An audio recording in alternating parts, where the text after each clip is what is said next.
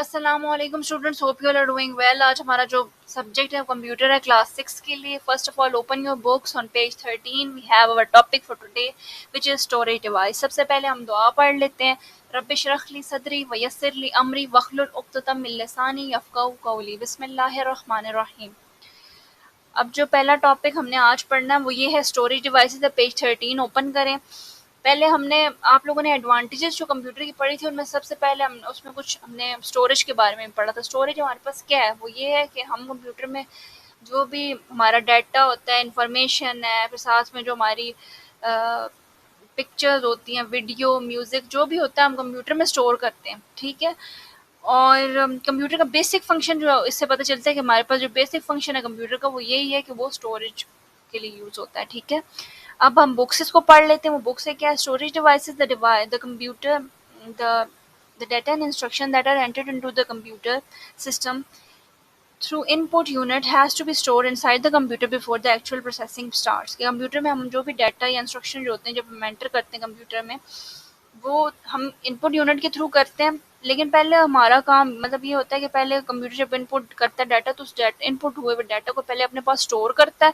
फिर उसके बाद उसके ऊपर कोई ना कोई काम, जो प्रोसेसिंग वाला जो काम है वो सब उसके पास तब स्टार्ट होता है। ठीक है। फिर हम इसमें आगे पढ़ते हैं। Similarly the result produced by the computer before after processing must also be kept somewhere inside the computer system before being passed on to the output unit। कि कंप्यूटर में हमारे पास ये जो चीज़ है ना कि हम पहले डाटा एंटर करते हैं कंप्यूटर में, ठीक है। फिर उसके ऊपर जब प्रोसेसिंग होती है, मतलब जिसके ऊपर काम होता है, जैसे हमने कोई प्लस माइनस कर दिया तो पहले कंप्यूटर के पास हमने एंटर किया, वो अपने पास स्टोर करेगा उसको, फिर उसके बाद उस पर जो है उसका रिजल्ट देगा। तो वो हम पहले ये होता है कि वो रिजल्ट जो होता है वो पहले कंप्यूटर अपने पास सेव करता है, फिर उसके बाद उसको आउटपुट यूनिट की तरफ भेजता है।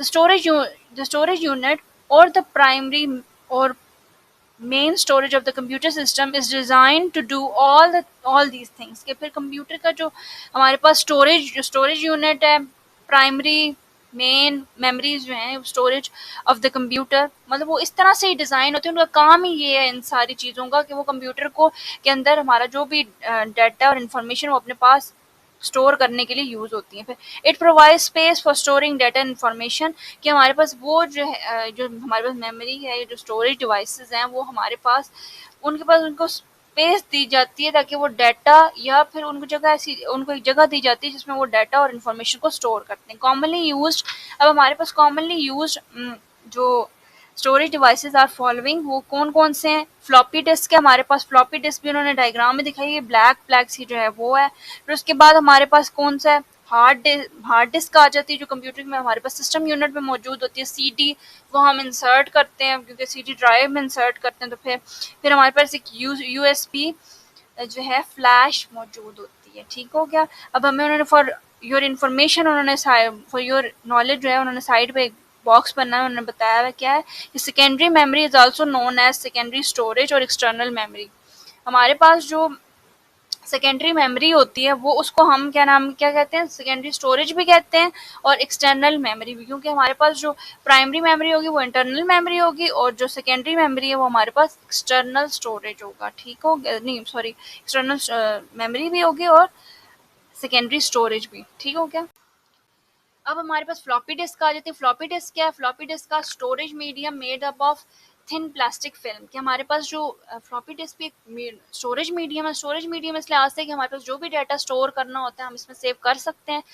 अब उन्होंने बताया कि किससे मिल के बनी हुआ है? Made up of thin magnetic film. के एक थिन मैग्नेटिक फिल्म की फॉर्म में मौजूद होती है। This film is packed in a plastic cover. कि हमारे पास ये जो फिल्म होती है वो प्लास्टिक कवर के अंदर कवर हुई हुई है। वो इस लिहाज से ब्लैक सा कवर देख रहे हैं, इसके अंदर जो है मौजूद होती है वो thin magnetic film. A standard floppy disk is 3.5 inches in size. कि हमारे पास जो भी फ्लॉपी डिस्क आजकल जो स्टैंडर्ड में यूज होती हैं, आजकल तो नहीं यूज होती, लेकिन जो भी फ्लॉपी डिस्क पहले यूज होती थी वो 3.5 इंचेस की थी, with 1.44 megabytes of storage space. कि हमारे पास स्टोरेज स्पेस जो थी वो 1.44 थी। Nowadays it is rarely used due to their low storage capacity. के मतलब अब जो है ये फ्लॉपी डिस्क वगैरह बहुत कम यूज़ ही नहीं होती, बल्कि क्योंकि पहले अब तो इनकी जगह और स्टोरेज डिवाइसेस ने ले ली हुई है, क्योंकि मतलब इनके अंदर बहुत लो स्टोरेज कैपेसिटी है, मतलब 1.44 इज नथिंग, मतलब मेगाबाइट्स में सेव हो रहा है। 1 मेगाबाइट में डाटा हमें नहीं चाहिए होता, अब तो गीगाबाइट्स में और टेराबाइट्स में डाटा सेव हो रहा होता है।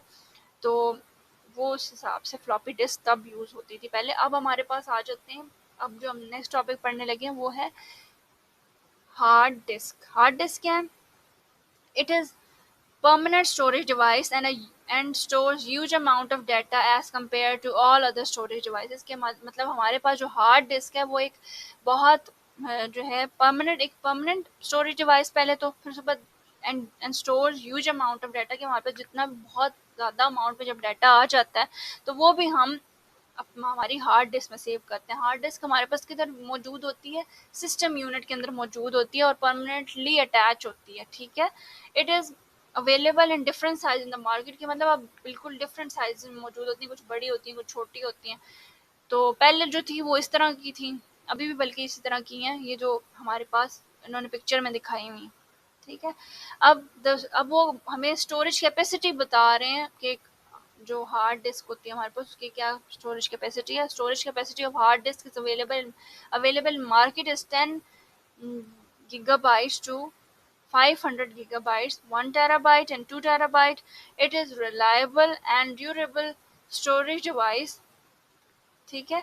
अब उन्होंने ये बताया हुआ है कि हमारे पास स्टोरेज कैपेसिटी क्या है हार्ड डिस्क की, वो क्या है हार्ड डिस्क की स्टोरेज कैपेसिटी? वो 10 गीगाबाइट्स टू 500 गीगाबाइट्स का अमाउंट ऑफ डाटा, मतलब बहुत ज़्यादा अमाउंट में डाटा भी अपने पास सेव कर सकती है। वो टेराबाइट में भी हो सकता है और 2 टेराबाइट में भी हो सकता है। It is reliable and durable storage device. हमारे पास जो रिलायबल इस लिहाज से पूरा मतलब हम इस पर एतमाद इसलिए कर सकते हैं कि हमारे पास डाटा जो भी इसमें सेव होता है वो परमानेंटली इसमें सेव हो जाता है और उसके इरेज होने का खतरा नहीं होता है। एंड ड्यूरेबल की मतलब ये ख़राब नहीं होती फिर, इस लिहाज से कि मतलब प्रोटेक्टेड है। It is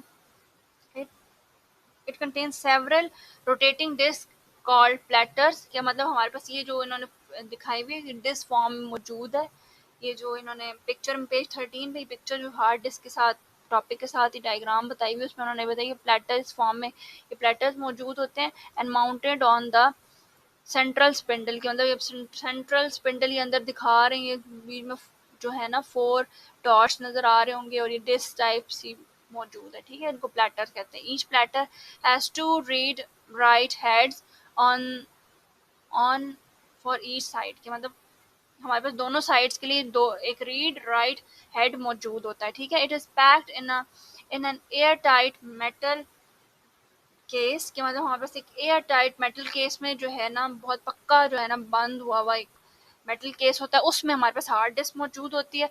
it is fixed inside the system unit, जैसे मैंने आपको पहले बताया कि ये हमारे पास सिस्टम यूनिट के ऊपर फिक्स हुई हुई होती है। अब हम इसके ऊपर पढ़ते हैं फॉर योर नॉलेज, के हमारी नॉलेज के लिए बता रहे हैं कि वो ये साइड पे ही है। Storage capacity is the number of, अब हमें पहले अब ये भी तो नहीं आप लोगों को पता होगा कि स्टोरेज कैपेसिटी क्या है, कंप्यूटर कितनी अमाउंट में डाटा सेव कर सकता है। स्टोरेज कैपेसिटी ये है, storage capacity is the number of bytes storage medium can hold, के मतलब जितने नंबर ऑफ बाइट्स जो हैं वो हमारा जो है जो कंप्यूटर सेव कर सकेगा उसको हम स्टोरेज कैपेसिटी कहते हैं, ठीक है। अब हम आगे बढ़ते हैं।